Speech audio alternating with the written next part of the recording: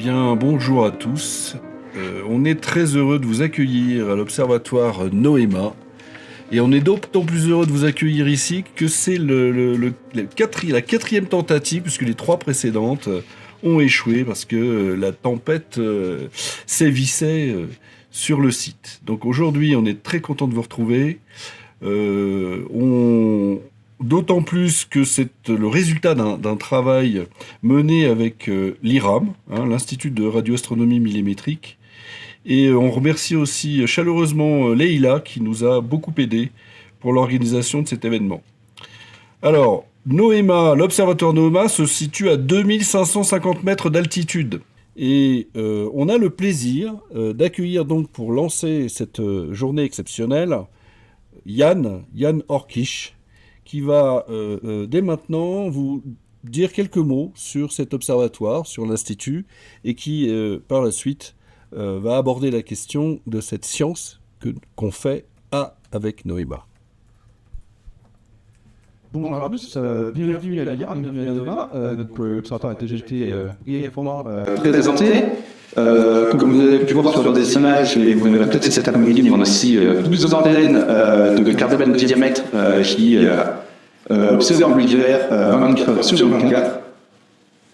Et on est donc un observatoire qui a été fondé il y a une quarantaine d'années sous le nom d'Interferomètre du plateau de Bure, donc du fait de sa localisation sur le plateau de Bure dans les Hautes-Alpes, et qui désormais s'appelle NOEMA, Northern Extended Millimeter Array, depuis son agrandissement et l'augmentation de ses capacités d'observation. Donc, on aura dans la journée des présentations sur tous les métiers impliqués dans l'opération du télescope, sur des aspects plus techniques et technologiques de la radioastronomie.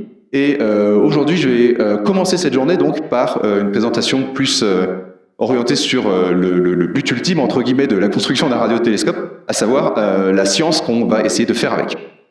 Alors, pour commencer, il faut se poser la question de pourquoi est-ce qu'on fait des radiotélescopes ? Pourquoi est-ce qu'on ne se contente pas de télescopes ? Parce que c'est vrai, quand on voit nos grandes antennes qui ressemblent plus à ce qu'on utilise pour capter la télé par satellite, ça ne ressemble pas forcément à l'idée qu'on se fait d'un télescope. Donc soit une lunette comme celle de Galilée ou comme celle qu'on peut avoir au fond du jardin pour regarder les étoiles, soit pour les plus grands télescopes, les grands miroirs abrités par des coupoles en haut des montagnes. Dans le cas de la radioastronomie, on a du coup un aspect assez différent. Donc là, je vous illustre ça avec les deux télescopes qui sont opérés par l'IRAM, parce que c'est un institut qui gère deux télescopes. L'un, le télescope de 30 mètres de l'IRAM, le plus ancien des deux, qui est ici à gauche, qui, comme son nom l'indique, fait 30 mètres de diamètre et est situé dans la Sierra Nevada, dans le sud de l'Espagne, et NOEMA, donc ici, qui est un télescope composé de plusieurs antennes. Alors pourquoi plusieurs antennes ? On y reviendra plus tard. Donc, pourquoi est-ce que ces antennes, au lieu d'avoir des miroirs et des lunettes, qu'est-ce que cela peut apporter aux astronomes ? Pourquoi cette deuxième grande famille de télescopes que sont les radiotélescopes ? Alors, pour ça, il faut savoir que chaque type de télescope a ses spécialités en termes d'objets qu'il peut observer, de sciences qu'il permet de faire. Et la principale utilisation de la radioastronomie, c'est le fait d'observer le milieu froid, le milieu interstellaire froid. Alors pourquoi est-ce que j'illustre ça avec une barre de fer chauffée au rouge ? En fait, cette barre, elle nous illustre assez bien le fait que plus le matériau est chaud, plus il va émettre une lumière qui va être rouge, puis orange, jaune, puis progressivement jusqu'au bleu. Et à des températures encore plus élevées, on va émettre de la lumière ultraviolette, voire des X et des rayons gamma.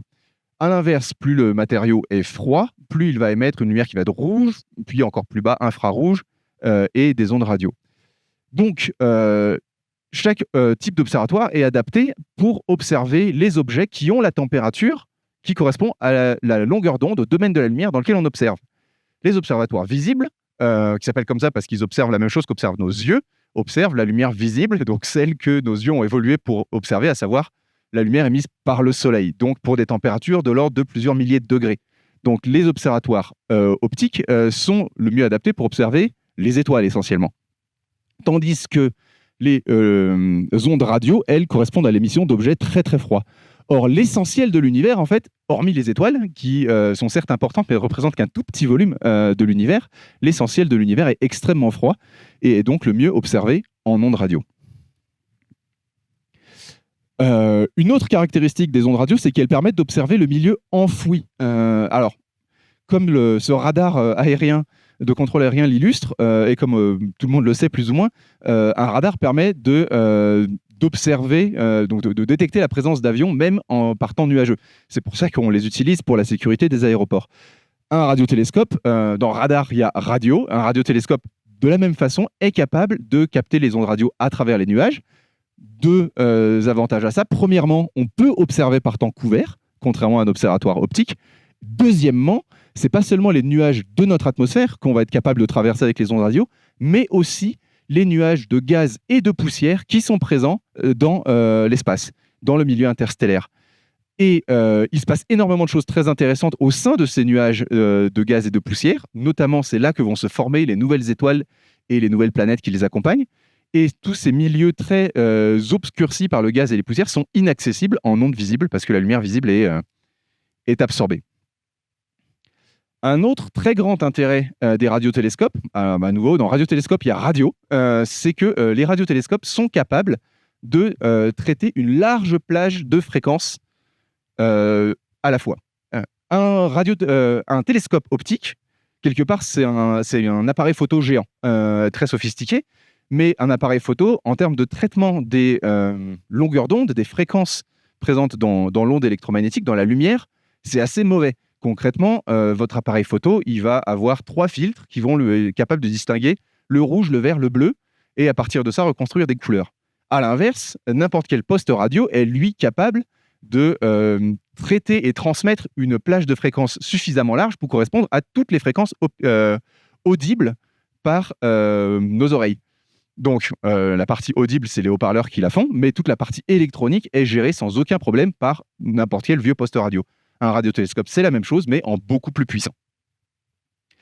Et enfin, il y a un dernier aspect qui est essentiel pour tous les types de télescopes, en fait, optique, radio, mais aussi infrarouge, X, gamma, etc. C'est le fait que pour les astronomes, il est extrêmement important de comprendre le mieux possible la couleur, entre guillemets, des objets observés. Et couleur au sens très large, du coup, sur tout le spectre lumineux.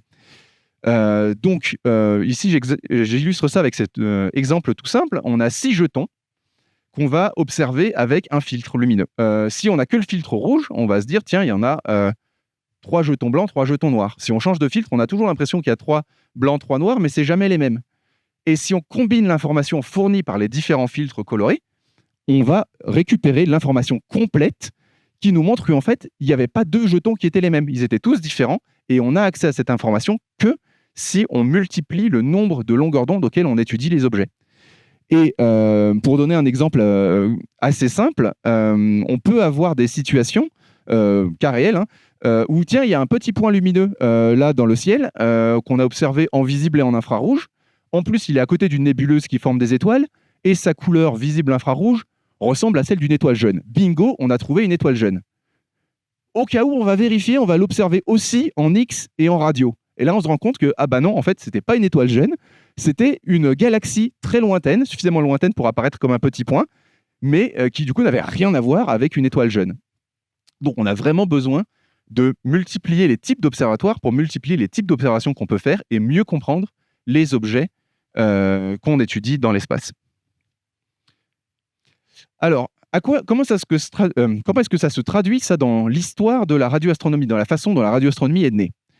Donc la radioastronomie est née à la toute fin des années 40. Alors pour une triste raison, c'est que les radars et les récepteurs radio ont fait des très grands progrès dans les années 40 parce qu'il fallait détecter le mieux possible les bombardiers qui arrivaient. Mais quand les gens ont arrêté de se bombarder après 45, les astronomes ont récupéré les antennes qui restaient et les ont pointées vers le ciel pour voir qu'est-ce qu'on captait comme signaux. Et ça s'est révélé payant parce que dès le début des années 50, on a commencé à avoir des résultats scientifiques intéressants. En 1951, on a détecté pour la première fois la présence d'hydrogène, de gaz hydrogène, dans le milieu interstellaire. Donc on a eu une confirmation du fait que dans l'espace, on n'a pas seulement des étoiles, Mais on a aussi, à l'endroit où les télescopes optiques ne voient rien, on a du gaz qui est présent et qui émet des ondes radio. On a confirmation de l'existence d'un milieu interstellaire, de nuages présents entre les étoiles. Les choses progressant, on a été capable, dès la fin des années 50, avec toujours les mêmes technologies, toujours les mêmes antennes d'après-guerre, de construire une cartographie de cet hydrogène présent dans la galaxie. On a compris que notre galaxie était probablement un disque comme les autres galaxies qu'on voyait plus loin, et on a été capable d'attribuer l'émission de ce gaz hydrogène à différents endroits dans la galaxie, et d'avoir ainsi une cartographie du milieu interstellaire galactique. En 1967, aussi une énorme étape dans l'histoire de la radioastronomie avec la découverte par Jocelyn Bell du premier pulsar. Alors un pulsar, c'est quelque part un cadavre d'étoile qui reste après l'explosion d'une supernova. Et cet objet, qui par ailleurs est extrêmement chaud et peut émettre à très haute longueur d'onde, en X et en gamma, va aussi envoyer une pulsation radio régulière. Et les pulsars, du coup, illustrent le fait que, au-delà de la question des températures que j'ai discutées tout à l'heure, il y a aussi toute une catégorie d'objets cosmiques qui ont une émission qui ne dépend pas de leur température, mais qui privilégie certains domaines de longueur d'onde. Et par ailleurs, ça a été aussi l'occasion de découvrir que les étoiles à neutrons qui émettent ces pulsations radio existent, ce dont on n'avait pas l'idée à l'époque. Donc je parlais de l'hydrogène tout à l'heure, donc gaz atomique, et à la fin des années 60, on a commencé à se rendre compte, et ça c'est grâce au traitement en fréquence dont sont capables les radiotélescopes, on a commencé à identifier les signatures de molécules présentes dans le milieu interstellaire. Donc ce qu'il faut savoir, c'est que quand on a tout un spectre de fréquences à notre disposition, on peut identifier l'intensité lumineuse pour des fréquences précises, et chaque atome et molécule va avoir tendance à émettre de la lumière à des fréquences très précises qui sont quelque part sa signature. Et donc on a commencé à détecter des signatures de molécules, d'abord l'ammoniac, puis le méthanal, le monoxyde de carbone, et on s'est donc rendu compte que non seulement le milieu interstellaire présente du gaz, mais en plus il présente une chimie qu'on a pu commencer donc à étudier. Alors, tout ceci, ça commence à être un petit peu ancien. Donc, à partir des années 70, c'est le boom de la radioastronomie. On commence à construire des observatoires radio un peu partout. Et à quoi est-ce que ça ressemble si on avance un peu dans le temps et on se rapproche de nous et des résultats scientifiques que produit l'IRAM de nos jours? Alors, je vais commencer par reprendre la question des molécules. Donc, comme je disais, en 1968-70, on a 3 premières molécules qui sont détectées, puis ça commence à avancer lentement, il y en a quelques-unes de plus. Maintenant, fast forward jusqu'en 2000. Alors, c'est que 2000, c'est un peu vieux, mais j'ai choisi ce spectre parce qu'il est très joli, très très riche. Ça a été observé par le télescope de 30 mètres de l'IRAM. Et donc, on voit l'intensité lumineuse en fonction de la fréquence. Et on se rend compte qu'on a des pics partout. On a plusieurs dizaines de pics détectés dans ce spectre, qui est très large et très précis dans son traitement des fréquences. Et pour chaque pic, on a une molécule particulière à laquelle il correspond. Certaines sont identifiées, on les connaît. D'autres sont encore inconnues. Et ce spectre est si riche que si on regarde le zoom qui est en haut à droite et qui correspond à un zoom à la fois en largeur et en hauteur, là où on pensait qu'on était juste sur la ligne du bas, où il n'y avait pas de signal particulièrement, en fait, on a plein de petits pics encore qui sont cachés entre les grands pics. Donc, on a vraiment des dizaines et des dizaines de molécules qui sont détectées en un seul spectre. Et on est donc passé d'une époque où on avait quelques molécules en se disant « Tiens, c'est intéressant, elles existent », à une époque où on a plusieurs dizaines, voire centaines de milliers, de molécules, pas centaines de milliers, plusieurs centaines de molécules détectées dans le milieu interstellaire, certaines assez simples, certaines beaucoup plus complexes, certaines extrêmement exotiques et quasiment impossibles à reproduire en laboratoire sur Terre. Et ces molécules ont donc donné naissance à une nouvelle discipline de l'astronomie, qui est l'astrochimie, où on va chercher non seulement à utiliser les molécules comme diagnostic de tel ou tel environnement, mais on va essayer de comprendre comment est-ce que ces molécules se forment, dans quelles conditions elles se forment, quelles sont les réactions chimiques qu'il y a entre elles, comment est-ce que leur présence influe sur leur environnement, etc. Et cette astrochimie, en fait, elle s'applique, donc c'est un domaine dans lequel, comme le spectre précédent vous l'a illustré, la radioastronomie est un outil très puissant, et cette astrochimie, elle s'applique à tous les domaines de recherche en astronomie, et à tous les objets qu'on peut étudier. Petits ou grands, proches ou lointains, Donc, on va pouvoir étudier l'astrochimie des comètes, des planètes et lunes du système solaire, des proto-étoiles, donc les étoiles qui sont en cours de formation, l'astrochimie des nébuleuses, l'astrochimie des galaxies lointaines. Dans tous ces environnements, on va chercher à détecter un maximum de molécules et à comprendre comment elles agissent entre elles. Et un cas particulier d'étude astrochimique qui intéresse particulièrement les gens, c'est celui de l'étude des molécules dites organiques, dont certaines sont des précurseurs des molécules indispensables à la vie. Donc c'est ce qu'on appelle faire de l'astrobiologie, le but étant de détecter, comprendre quelles sont les molécules qui permettent l'apparition de la vie dans un système stellaire, et idéalement, on espère découvrir de telles molécules qui prouveraient la présence de vie dans des systèmes stellaires autres que le nôtre. Alors, pour maintenant reprendre l'exemple de la cartographie de la galaxie. Donc, comme je disais, cette cartographie elle a pu être faite en attribuant l'émission du gaz à certains emplacements dans le disque de la galaxie. Ce qui a été utilisé pour ça, c'est donc la précision de l'analyse en fréquence permise par la radioastronomie, parce qu'on a utilisé l'effet Doppler. Donc, pour rappel, l'effet Doppler, c'est ce qui fait que quand le camion des pompiers se rapproche puis s'éloigne de nous, la sirène est d'abord plus aiguë, puis plus grave.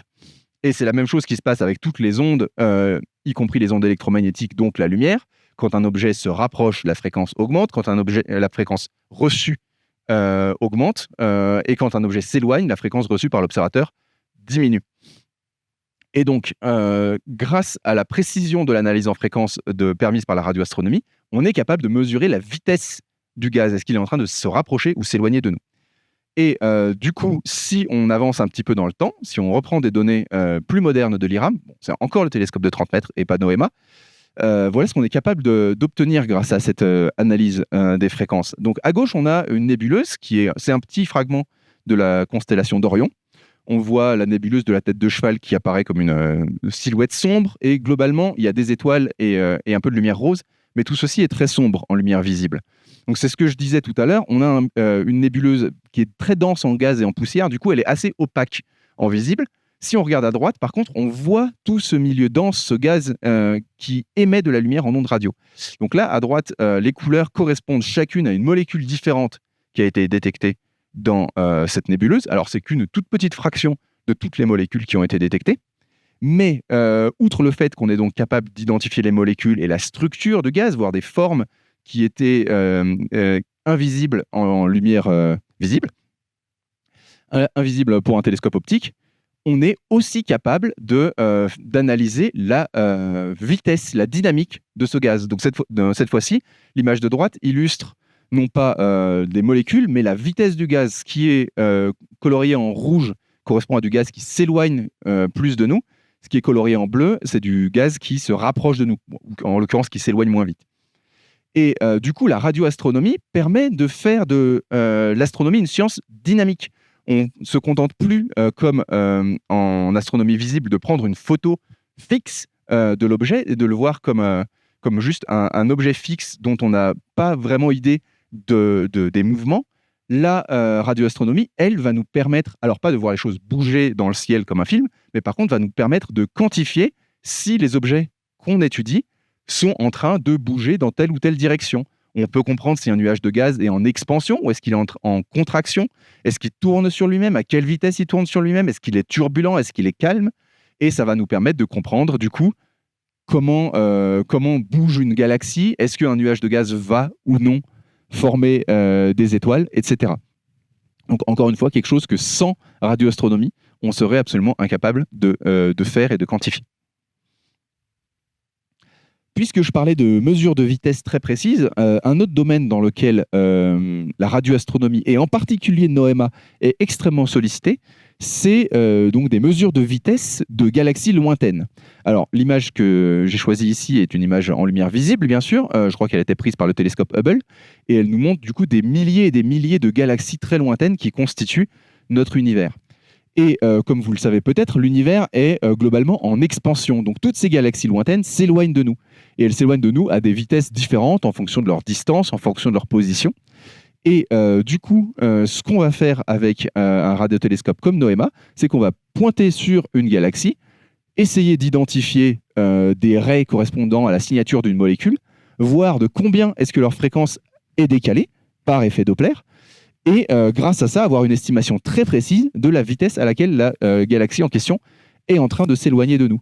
Et plus on a de mesures ainsi de vitesse de galaxies, plus on est capable d'avoir des modèles complexes et précis de la structure de l'univers à ses plus grandes échelles spatiales et temporelles pour mieux comprendre donc, la cosmologie, donc, qui est l'étude de l'histoire de l'univers, de sa naissance jusqu'à son lointain avenir.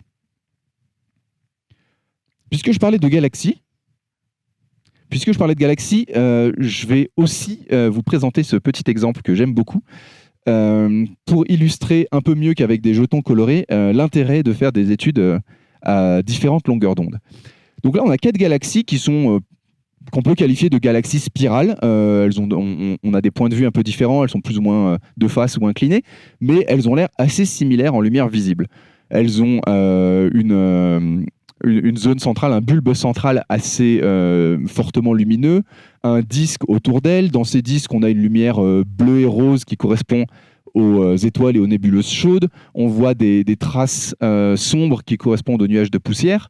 Voilà, elles sont toutes les 4 assez similaires. On a des spirales avec des bras qui tournent dans ces spirales. Voilà, on a 4 galaxies qui ont l'air assez similaires. Il se trouve que ces 4 galaxies ont toutes les 4 été observées en ondes radio, aux mêmes fréquences, avec NOEMA. Donc maintenant, je vais vous montrer à quoi ça ressemble quand on les regarde avec NOEMA. Il n'y en a pas 2 qui sont similaires. En haut à droite, on a une galaxie qui, quand on l'observe en radio, est une très belle spirale avec des bras qui descendent jusqu'au centre de la galaxie. Sa voisine en haut à gauche a aussi des bras spiraux, mais par contre, on a un grand vide au centre. On n'a pas d'émission du gaz froid au centre de la galaxie. Bon. Les 2 du bas, par contre, elles ont une émission de gaz froid en plein centre de la galaxie, plus forte même que ce qu'on aurait pu supposer sur la base de la lumière visible. Mais dans le cas de celle en bas à gauche, les bras spiraux sont à peine visibles. Ça a l'air d'être un sacré bazar comment le gaz est distribué dans cette galaxie par rapport à ce que nous suggéraient les étoiles. Et alors celle en bas à droite, alors là c'est n'importe quoi, le gaz il est même pas dans le disque de la galaxie, ça part vers le haut, vers le bas, on a l'impression d'une espèce d'explosion. Alors je dis tout de suite, je ne suis pas spécialiste de la physique des galaxies, donc je ne saurais pas vous dire précisément comment est-ce qu'on interprète les différences entre ces 4 objets, mais une chose est sûre, c'est que si on veut comprendre comment les galaxies évoluent, quels sont les phénomènes physiques à l'œuvre, comment est-ce que le gaz interagit avec la poussière, avec les étoiles, etc., on est obligé de passer par des observations radio. Sinon, on aurait manqué toute cette information sur cette diversité des galaxies qui peut exister. Et du coup, on ne serait pas capable de construire des modèles de galaxies aussi riches que en fait, l'univers l'exigerait. Alors, je vais aborder maintenant la question des objets enfouis. Donc, comment voir à travers les nuages avec un radiotélescope. Donc là, sur cette image, on voit une petite fraction de la constellation de Persée dans laquelle on a un nuage de gaz et de poussière extrêmement dense, dans lequel on sait que se forment un grand nombre de jeunes étoiles. Et globalement, on s'intéresse beaucoup à la formation des jeunes étoiles parce que comprendre comment se forment les étoiles et les systèmes planétaires qui les accompagnent, quelque part, c'est un peu comprendre d'où on vient, nous. Donc c'est un sujet qui est très porteur en astronomie. Mais si on se contente de la lumière visible, aux endroits où se forment les étoiles, donc là où le gaz et la poussière sont les plus denses, on ne voit rien. Donc, on est bien obligé de changer de longueur d'onde pour pouvoir comprendre quelque chose à la formation des étoiles. Et pour ça, du coup, on va utiliser des radiotélescopes. Donc là, vous voyez sur cette image des zones noires extrêmement compactes qu'on appelle des cœurs denses, donc qui sont des zones donc, de gaz très très denses qui se contractent et qui vont donner naissance progressivement à des jeunes étoiles. Et bien ces cœurs denses, on est capable de les observer en radio. On est capable d'identifier le fait qu'il y a des molécules présentes dans ces cœurs denses, identifier leur géométrie, comment est-ce que ces molécules émettent, où est-ce qu'elles sont présentes, comment est-ce que ces cœurs denses bougent, grâce à l'effet Doppler à nouveau. Et donc on est vraiment capable de comprendre la formation des étoiles grâce à la radioastronomie. Donc là on a l'exemple d'un cœur dense justement dans la constellation que je vous ai dans la nébuleuse que je viens de vous montrer, et on voit, on a pu comprendre grâce à ces observations la façon dont des sortes de, ce qu'on pourrait appeler des rivières de gaz s'écoulent et viennent alimenter la partie centrale la plus dense, qui est celle où va naître l'étoile. Alors, une fois que l'étoile est née, encore faut-il donc, comme je disais, qu'elle forme son cortège de planètes. En général, une fois née, elle commence à évacuer un petit peu le gaz et la poussière qu'il y a autour d'elle, et on commence un petit peu à voir ce qui se passe en visible. Donc cette fois-ci, là, on a une image d'une étoile récemment formée, prise par le télescope Hubble. Donc en fait, l'étoile, elle éjecte une sorte de panache de gaz et de poussière qu'on voit là de façon un peu bleutée, mais au centre, dans la région la plus centrale, là où justement les planètes vont se former, on a encore un disque de gaz et de poussière extrêmement opaque qui tourne autour de l'étoile. Du coup, à nouveau, on ne voit rien en visible de ce qui nous intéresse. Mais en radio, on est capable de le faire. Donc, alors, l'illustration que je vais vous donner, elle n'a pas été obtenue avec NOEMA, mais avec un autre télescope qui est très similaire en plus grand, qui s'appelle ALMA. Globalement, quasiment tous ressemblent, mais il y a juste plus d'antennes sur un plus grand plateau. Et ALMA a été, dans le tout petit cadre vert qu'on voyait sur l'image Hubble, a été capable d'obtenir cette image. Donc, on dirait peut-être un disque 33 tours avec ses rayures. En fait, ce que c'est un disque donc, de gaz et de poussière froid qui tourne autour de la jeune étoile.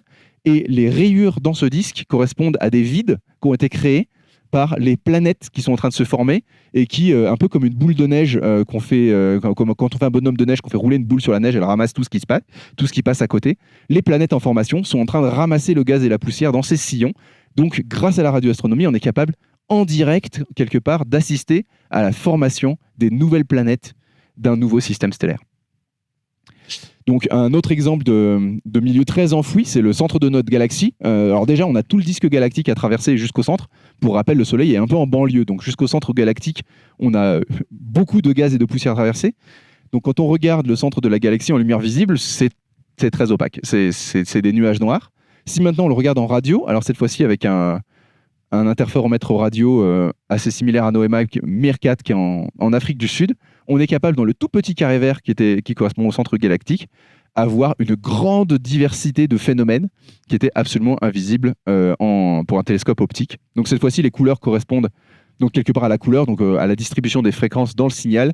On voit des bulles de gaz qui correspondent à l'explosion de supernova, on voit des filaments de gaz chaud qui sont éjectés au voisinage du trou noir central de la galaxie. Tout un environnement extrêmement riche, extrêmement violent et absolument inaccessible en lumière visible. Et puisque je vous ai parlé de trou noir central, je suis obligé de vous parler de l'objet le plus enfoui des galaxies en général et de notre galaxie en particulier, à savoir le trou noir central. Donc, un point que je n'ai pas abordé, qui le sera peut-être un peu plus en détail dans la journée, mais très brièvement, un radio-interféromètre comme NOEMA. Alors, je vous ai dit, on a ici 12 antennes au lieu d'une. La raison à ça, c'est qu'en fait, on utilise les 12 antennes pour simuler un télescope géant, dont la taille correspond non pas à la taille de l'antenne, mais à la distance entre les antennes. Et plus un télescope est grand, plus il est puissant, en gros. Et plus il est capable de voir des détails fins. Et le télescope géant le plus grand qu'on puisse construire sur Terre, c'est un télescope de la taille de la Terre. Et c'est exactement ce qui a été fait. On a combiné un grand nombre d'observatoires radio à travers le monde pour simuler, comme on le fait à petite échelle ici à NOEMA, pour simuler un télescope géant de la taille de la Terre et pour utiliser donc la puissance de la radio pour observer les objets enfouis et pour observer la résolution, la finesse de détail permise par un télescope aussi grand, pour observer pour la première fois le trou noir central de notre galaxie. Donc c'est une image assez célèbre que vous avez peut-être déjà vue.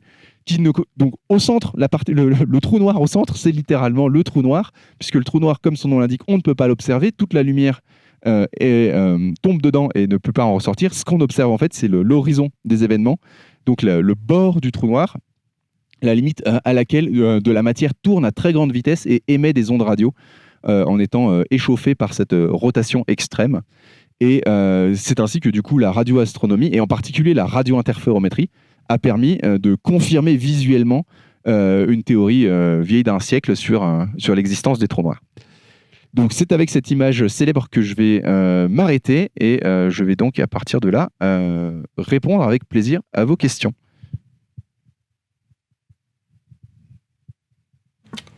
Merci beaucoup Yann. On va faire 3 minutes de pause pour permettre aux participants de se concerter, éventuellement de réfléchir aux questions qui pourraient être posées.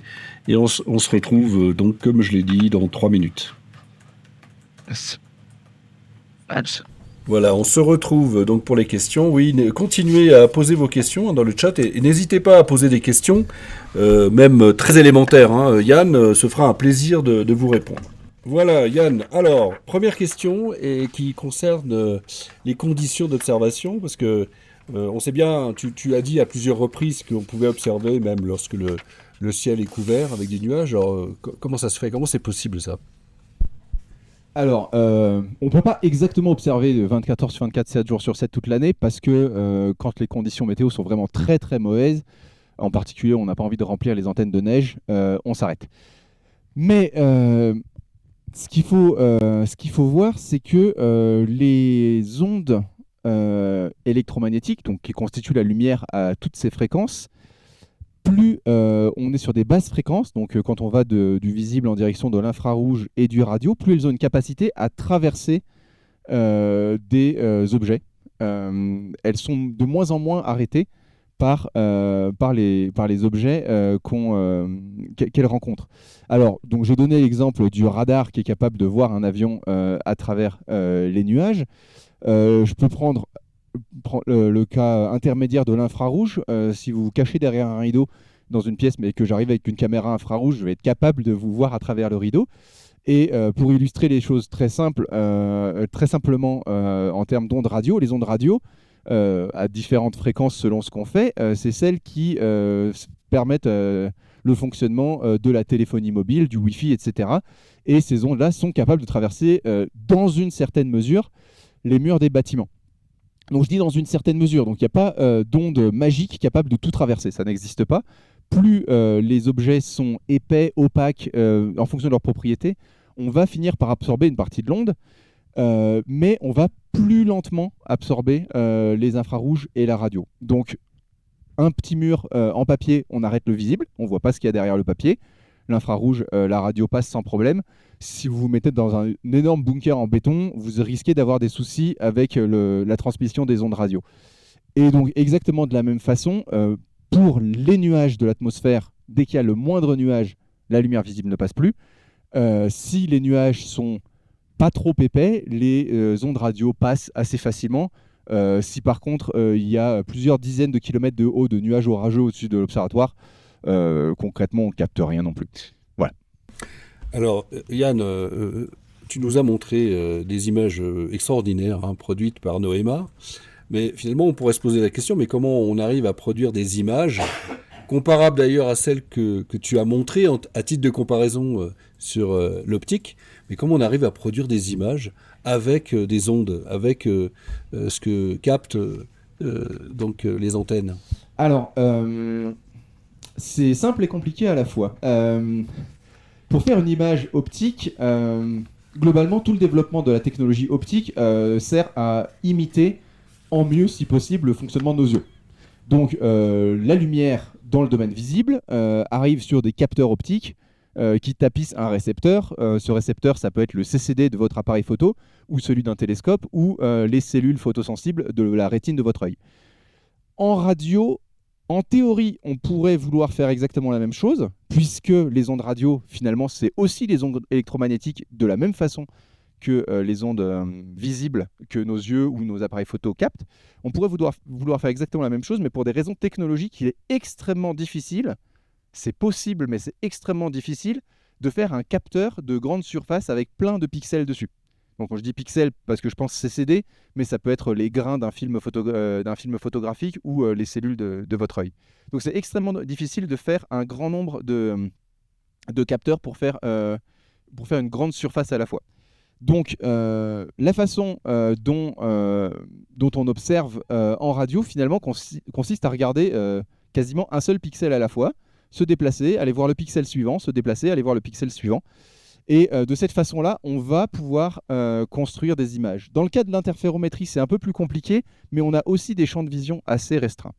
Après, comment est-ce qu'on fait des images à partir de ça? Parce que chaque pixel, en fait, c'est une mesure d'intensité lumineuse correspondant à des fréquences. Donc on mesure des spectres. Finalement, c'est un peu la même chose que ce que fait le pixel d'un capteur CCD, mais avec toute cette information en fréquence. Pour faire des images derrière qu'on vous montre, eh bien, évidemment, on est en fausse couleur. C'est-à-dire qu'on choisit de faire une convention selon laquelle telle couleur représente telle chose, puisque par définition, les ondes radio ne sont pas visibles à l'œil nu. Donc pour pouvoir les représenter de façon visible pour les astrophysiciens ou pour le grand public, on choisit des fausses couleurs. Donc j'ai donné tout à l'heure l'exemple par exemple de la nébuleuse où on avait 3 couleurs, rouge, vert, bleu, qui encodaient la présence de telle ou telle molécule. Donc c'était absolument des fausses couleurs, hein. Le monoxyde de carbone à la fréquence de 120 GHz n'émet pas de la lumière visible en bleu. C'est 120 GHz, c'est totalement invisible à l'œil nu, mais on a fait la convention de, dans cette image, faire une fausse couleur. Pareil avec le trou noir que je vous ai montré tout à l'heure, où on a quelque chose d'orangé qui brille. Le fait d'avoir choisi orangé, c'est juste parce que c'est plus joli que noir et blanc, mais on a juste une intensité en fonction de la position. Donc ce sont des fausses couleurs à chaque fois. Ce qui est toujours prête toujours un peu à confusion, quel que soit le domaine de longueur d'onde, quand on a dans la presse ou ailleurs des images astronomiques qui sont représentées. Toujours faire attention quand de la petite légende qui dit fausse couleur. Yann, je suis en train de montrer là, les images qu'on aperçoit au travers de la fenêtre, mais c'est quoi l'intérêt de venir au Pic de Bure? Parce qu'on est à plus de 2500 mètres.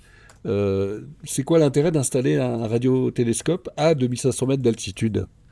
Alors, outre le fait que personne nous embête comme ça et on a moins d'émissions radioparasites, mais bon, ça, on n'était pas obligé de monter aussi haut.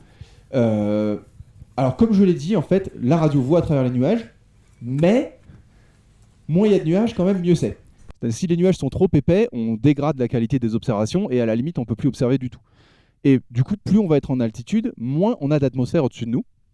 Et du coup, moins on a de nuages au-dessus de nous. Donc on peut très bien se retrouver au Pic de Bure dans des conditions où on a un ciel extrêmement pur au-dessus de nous.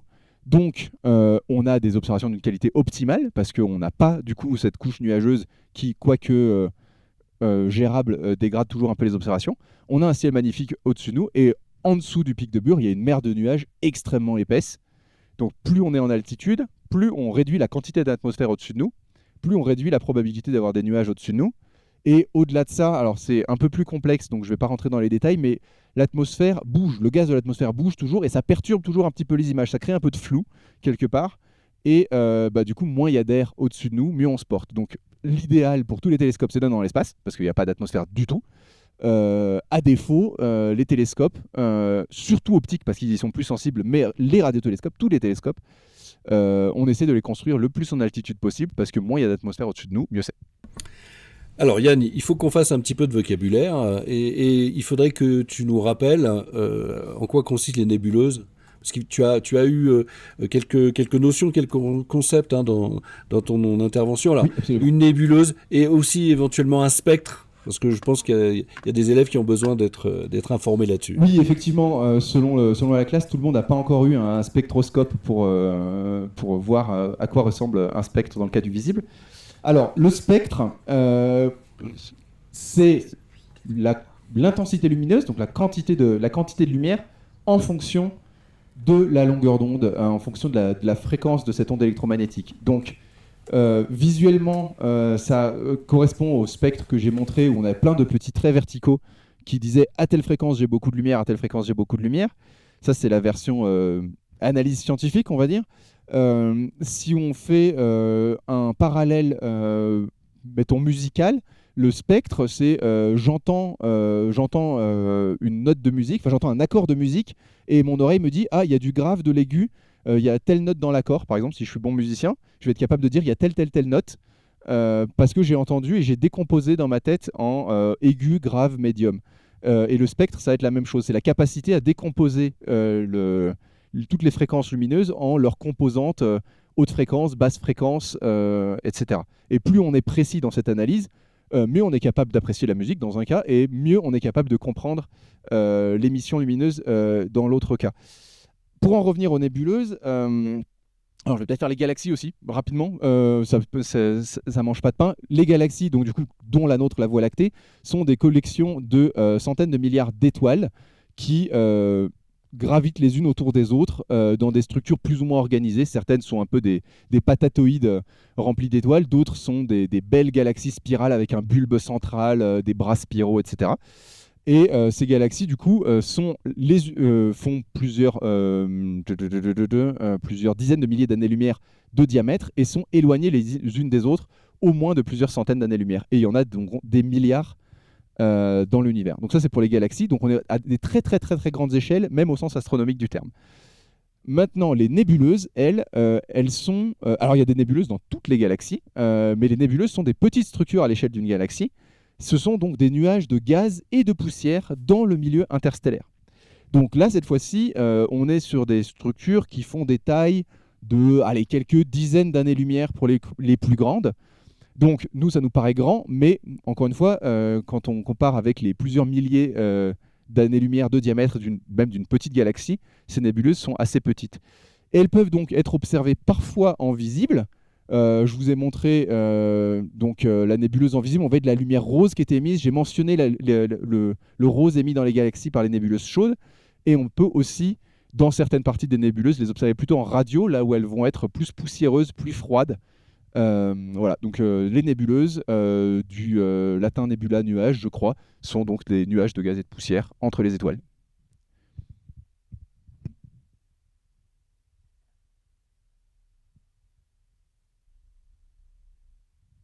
Alors Yann, tu nous as parlé des trous noirs tout à l'heure. Alors évidemment, c'est un sujet qui intéresse beaucoup les élèves.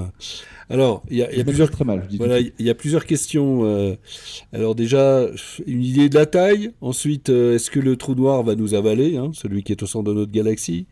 Et puis, il y a des questions sur les trous blancs. Et en particulier, est-ce que ça te semble probable? Est-ce que tu crois qu'il Alors, je vais existe tout de suite répondre aux trous blancs, parce que c'est, ou les fontaines blanches, comme on les appelle, c'est plus ou moins des élucubrations théoriques. Alors, avec l'élucubration, c'est peut-être un peu péjoratif, mais c'est des concepts théoriques. En gros, sans rentrer dans les détails, théoriquement, un trou noir, c'est, si on représente l'espace-temps comme étant une structure à 4 dimensions, c'est un trou dans l'espace-temps. Et à l'inverse, on peut imaginer, on appelle ça une singularité. Et à l'inverse, on peut imaginer une singularité qui, au lieu d'être un trou, est un pic positif, et qui, du coup, dans la description qu'on aurait à 4 dimensions de l'espace-temps, correspondrait à l'inverse d'un trou noir dans lequel tout tombe, et qui serait du coup une fontaine blanche. En pratique, observationnellement, il y a des choses qui en sortent, donc on devrait pouvoir en observer, et on n'a aucune trace de fontaine blanche dans l'univers connu. Voilà, donc c'est une théorie qui mathématiquement tient totalement la route, qui physiquement n'a absolument rien qui confirme son existence. Maintenant, sur la taille des trous noirs. Alors, en gros, il y a deux familles de trous noirs principalement. Les trous noirs stellaires et les trous noirs supermassifs. Un trou noir, en gros, j'ai parlé tout à l'heure des étoiles à neutrons qui sont des cadavres d'étoiles. Un trou noir aussi, c'est un cadavre d'étoile plus gros. En gros, plus une étoile est grosse, plus sa mort va être violente. Et on va avoir 3 types de cadavres d'étoiles. On va avoir une naine blanche, qui est une petite étoile très chaude, mais qui est en fait en train de se refroidir et qui est déjà morte quelque part. On va avoir une étoile à neutrons, qui peut être un pulsar. Et on va avoir, pour les étoiles encore plus massives, quand l'étoile explose d'abord et ensuite s'effondre sur elle-même, ce qui reste s'effondre sur soi, et s'effondre infiniment quelque part, et donc forme un trou noir. Qui donc est cette zone de l'espace qui est d'une telle densité que rien ne peut s'en échapper, pas même la lumière, et qui va du coup avoir tendance effectivement à aspirer ce qui passe dans son environnement. Alors, donc ça c'est pour les trous noirs stellaires. Après on a les trous noirs supermassifs, dont on a longtemps suspecté, et maintenant on a la confirmation qu'ils sont présents au centre des galaxies. Et ceux-là, on n'est pas tout à fait sûr de comprendre comment ils se forment, mais le mécanisme le plus simple et le plus probable, c'est qu'ils sont issus de la fusion d'un grand nombre de trous noirs stellaires qui étaient dans le voisinage les uns des autres, parce qu'il y avait énormément d'étoiles massives au centre de la galaxie quand la galaxie s'est formée. Ces étoiles ont explosé, il y a eu toute une population de trous noirs dans le voisinage les uns des autres. Ils se sont mangés mutuellement et progressivement on fait un trou noir de plus en plus gros. Alors, donc sur la taille de ces objets, alors la taille dépend de leur masse, du coup, mais on va avoir donc des choses énormément différentes entre un trou noir stellaire qui va peser quelques dizaines de fois la masse du Soleil, donc qui est notre point de référence de base pour ce qui est de la masse d'une étoile, et les trous noirs supermassifs, dont la densité va se compter au minimum en milliers, en général en plusieurs millions ou plus de de masse stellaire. Donc là, je rentre pas trop dans les détails. Comme je disais, je suis pas extrêmement spécialiste des trous noirs. Maintenant, est-ce qu'un trou noir peut nous manger? En fait, le trou noir central de notre galaxie, non. Parce que donc, la galaxie tourne sur elle-même, comme je l'ai décrit à plusieurs reprises. Et au même titre que... et les orbites sont à peu près stables. Donc au même titre que la Terre ne va pas subitement tomber sur le Soleil, de même le système solaire ne va pas subitement tomber dans le trou noir central de notre galaxie. Ce trou noir, certes, continue à manger un peu de matière qui est dans son environnement immédiat, mais il n'a pas la capacité de faire tomber sur lui toute la galaxie, puisque c'est le principe d'une orbite. On tourne autour de ce trou noir suffisamment vite pour être toujours en train de tomber, mais tomber sans jamais rejoindre le centre. Inversement, un trou noir stellaire en fait, aurait plus de chances de nous avaler, parce que les trous noirs stellaires, on sait qu'il y en a un peu partout, parce que c'est des trous noirs, en général, on est incapable de dire où ils sont. Parfois, on a des observations un peu exotiques qui nous disent « Tiens, on dirait que quelque chose...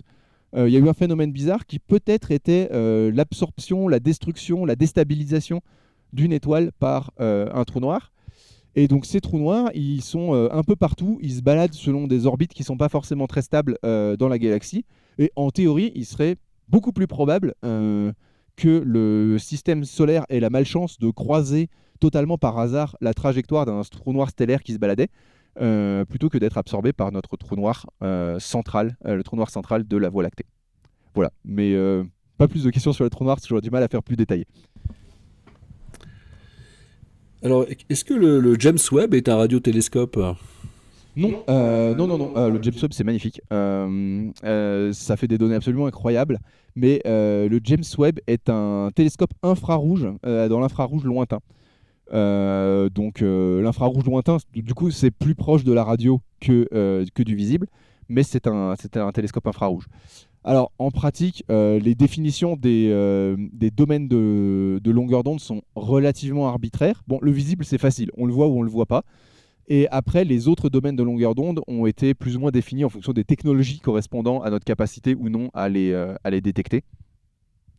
Et donc, le James Webb est plutôt infrarouge. Alors, en infrarouge, fut un temps, on était exactement dans la même situation que l'optique. On faisait des photos, en gros.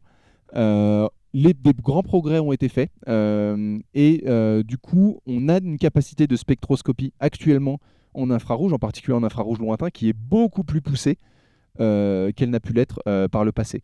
Du coup, le James Webb a quelque part des capacités un peu intermédiaires entre un télescope visible et un radiotélescope. Il fait des photos incroyables. Il a aussi une spectroscopie très puissante et il a une capacité à aller observer des objets froids et enfouis, même si pas aussi froid et pas aussi enfoui que le ferait un radiotélescope. Alors, des participants ont parlé de l'effet wow capté par des radiotélescopes dans les années 70. Ça va peut-être te parler à toi. Et alors la question liée, c'est est-ce qu'on a capté des signaux extraterrestres? Alors, évidemment, le signal wow, je me souviens plus exactement à quoi il correspond. Mais il me semble que la conclusion, c'était probablement une coïncidence. Bon, en tout cas, on n'a jamais eu de réobservation fiable. Par contre, je reviens à l'exemple du... je ne suis pas sûr à 100% de l'histoire de ce signal. Si je reviens à l'exemple du premier pulsar... Ah d'accord, on me souffle dans l'oreillette que c'est un micro-ondes qui a été ouvert dans la salle de contrôle, qui est un classique en plus. À l'IRAM, on a régulièrement les MMS envoyés par les skieurs qui se prennent en photo à côté de l'antenne ou le micro-ondes dans la salle de contrôle. C'est malheureusement des classiques. Un cas intéressant, c'est celui du premier pulsar. Comme je vous disais, découvert en 67 par Jocelyn Bell, qui a été la première du coup à comprendre que c'était un signal astronomique. À comprendre que ça venait d'un pulsar. Du coup, on a filé le prix Nobel à son directeur de thèse, pas à elle. Voilà. Bon. Mais pour l'anecdote, ce signal a d'abord été surnommé LGM1, donc c'était Little Green Man 1. C'était le premier signal des petits hommes verts. Parce que pour le coup, c'était non pas une bizarrerie qui arrive une fois et d'où ça venait. Là, c'est un signal qui se répétait, qui en plus faisait une signature en fréquence très étrange avec une espèce de gamme descendante qui se répétait de façon très régulière. Donc ça donnait beaucoup plus l'impression d'un signal volontaire, on va dire, de quelque chose qui aurait pu être envoyé par une civilisation. Alors, du coup, pour en revenir à la question de vraiment détecter des extraterrestres, au sens le plus large du terme, pas forcément des petits hommes verts, pas de signaux intelligents, dont on soit sûr qu'ils viennent, qu'ils aient été émis volontairement. Ça, non, désolé, on n'en a pas. Les films adorent ça, mais voilà, on n'en a pas. Et ça a été des vrais programmes scientifiques de longue haleine, hein, le programme SETI, qui, je crois, est suspendu désormais, mais le programme SETI, donc c'était Search of Extraterrestrial Intelligence, lancé par les États-Unis. C'était énormément de radiotélescopes très puissants qui scannaient le ciel à la recherche de signaux de civilisation extraterrestre. Donc c'est une réalité de la recherche, pas de résultats concluants. Ce qui s'en rapproche le plus, comme je disais, c'est actuellement les recherches en astrobiologie. Puisque on s'est un petit peu calmé, on a dit, bon, en fait, avant de trouver des gens capables d'envoyer des signaux radio en se disant qu'on va les recevoir, si on essaie déjà de trouver des traces de vie tout court. Déjà dans notre système stellaire, ça serait pas mal, et on n'y est pas tout à fait. Et dans l'espace plus lointain, si possible. Donc comme je le disais, le chemin vers ça, c'est l'astrochimie. Parce qu'on a déjà détecté, c'est plus ou moins confirmé, pas forcément pour toutes les molécules, mais on a détecté des molécules organiques complexes dont on sait qu'elles sont des précurseurs à la formation des protéines et à la formation des sucres, et parmi les sucres en particulier du ribose qui est un précurseur de l'ADN. Donc on sait que ces molécules-là peuvent être présentes dans le milieu interstellaire. Si elles sont présentes dans le milieu interstellaire, le but de l'astrochimie, c'est de comprendre si elles peuvent rester présentes dans un système stellaire, d'un système planétaire en formation. Est-ce qu'elles sont détruites pendant la formation de l'étoile et il faut repartir de zéro, ou est-ce qu'elles sont préservées? Si oui, du coup, quelle est la richesse chimique présente dès le début quand on a formé une nouvelle planète? Est-ce que, comme on le suppose, peut-être que ça survit dans l'environnement très lointain, très froid de l'étoile, par exemple dans les comètes, et le bombardement des comètes va ensemencer entre guillemets les planètes? Est-ce que ces molécules peuvent être présentes directement sur les planètes? Et du coup, est-ce qu'elles peuvent se combiner de plus en plus pour donner des choses de plus en plus complexes? Alors plus une molécule est complexe, moins elle a de chances d'être présente, et du coup plus c'est difficile de détecter son signal. Mais voilà, c'est ce à quoi travaillent les astrochimistes et les astrobiologistes actuellement. Bon, c'est un peu peut-être présomptueux de se qualifier de biologiste quand la vie n'est pas encore strictement détectée, mais voilà, le but c'est comprendre comment cette vie peut se former dans les nouveaux systèmes planétaires, comprendre comment elle peut être détectée si elle s'est formée, et du coup essayer de trouver un signal qui confirme cette détection. Voilà.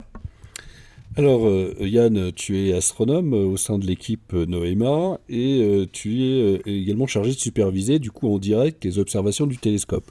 Alors, question pratique, en quoi consistent tes journées, voire tes nuits?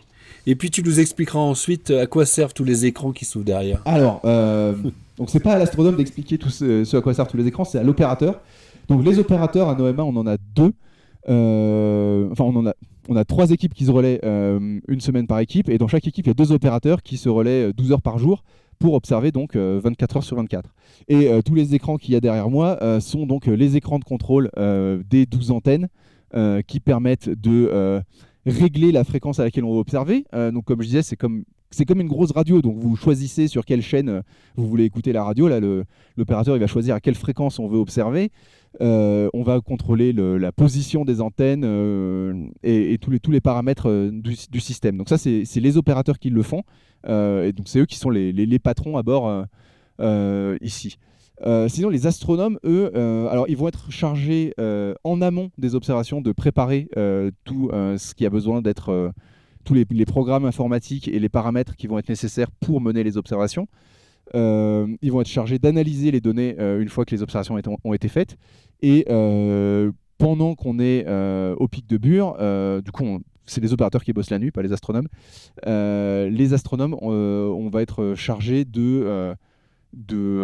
en concertation avec le reste de l'équipe présente, et en particulier les opérateurs, de choisir quel projet on observe à tel moment. Parce que donc on a toute une série de projets qui nous sont soumis par des chercheurs du monde entier, et il faut choisir en fonction de quel objet est levé dans le ciel ou est-ce qu'il est couché sous l'horizon, quelles sont les conditions météo, est-ce qu'elles se prêtent plutôt à un projet très exigeant, est-ce qu'elles sont médiocres, on va faire un projet plus facile, est-ce qu'il faut observer tel projet longtemps, pas longtemps, comment est-ce qu'il y a des tests à faire, voilà. Et donc c'est le rôle de l'astronome, ça va être un peu de faire ce lien entre les exigences des projets tels qu'ils nous sont soumis par les chercheurs du monde entier et les contraintes techniques qui sont maîtrisées par les opérateurs et le reste de l'équipe. Alors, du coup, Yann, tu restes devant ton écran ou il t'arrive de sortir? Enfin, très pratiquement, comment se déroule ta journée? Bon, encore une fois, hein, ils sont pas là parce que justement ils sont en train de bosser dehors. La journée de l'opérateur est globalement plus variée. Toi, Yann, ta journée à Voilà. toi. Non, mais parce que justement, on a beaucoup cette image. J'insiste sur les opérateurs parce qu'on a beaucoup cette image et c'est valable pour tous les télescopes en fait. On a encore beaucoup cette image de l'astronome comme Galilée qui se lève la nuit, s'habille chaudement et va mettre l'œil derrière sa lorgnette pour voir des trucs. En pratique, un astronome, quelle que soit la longueur d'onde à laquelle il travaille, c'est quelqu'un qui est assis derrière un écran, que ce soit l'écran de contrôle ou l'écran d'analyse de données, mais il est juste assis derrière un écran. De plus en plus, et en particulier dans le cas des interféromètres, des observatoires radio en général, mais des interféromètres, en optique c'est aussi pas mal vrai, de plus en plus la complexité des instruments, la complexité des télescopes fait qu'on ne peut pas juste dire « Bonjour, je suis chercheur en astrophysique, j'ai besoin de telle observation, je vais au télescope, j'observe et je repars avec mes données. » C'est « Bonjour, je voudrais que ceci soit observé, je soumets mon projet. » Et ensuite, les opérateurs du télescope et les astronomes de service dont je fais partie dans le cadre de NOEMA, donc des gens qui sont spécialistes de ce télescope et de cet instrument, vont faire les observations et renvoyer les données derrière. Donc moi, en tant qu'astronome, j'interagis très peu physiquement avec l'instrument. Donc sortir dehors, aller toucher aux antennes, parfois je peux filer un coup de main si on me le demande sur des choses basiques, mais les aspects techniques, je ne m'en occupe pas. Et les astrophysiciens, les chercheurs, eux, carrément, ils peuvent venir visiter pour voir les lieux, mais par contre, ils touchent à rien. Et donc, ceux qui vont vraiment interagir à la fois avec la partie observation et avec la partie technologique, pour aller sortir, voir les antennes et tout quand il y a besoin, c'est les opérateurs et le reste des techniciens. Eh bien, Yann, un grand merci. D'ailleurs, je te signale que tu as aussi également beaucoup de remerciements dans le chat. Merci à tous d'être venus et d'avoir participé. Et il te remercie aussi beaucoup sur ton effort de rendre compréhensibles les notions qui ont été évoquées. Alors, en termes de notions compréhensibles, je vais en rajouter une. La raison pour laquelle j'ai fini par faire astronomie et pas un autre domaine de recherche quand j'étais physicien, c'est parce que j'avais pas envie de faire trop d'équations et en astro c'était plus facile. Donc l'astro c'est assez compréhensible en fait. Donc si vous voulez vous y intéresser un peu plus, allez-y. Bien, alors on fait 2 minutes de pause et on va retrouver Jérémy pour la suite donc de cette matinée.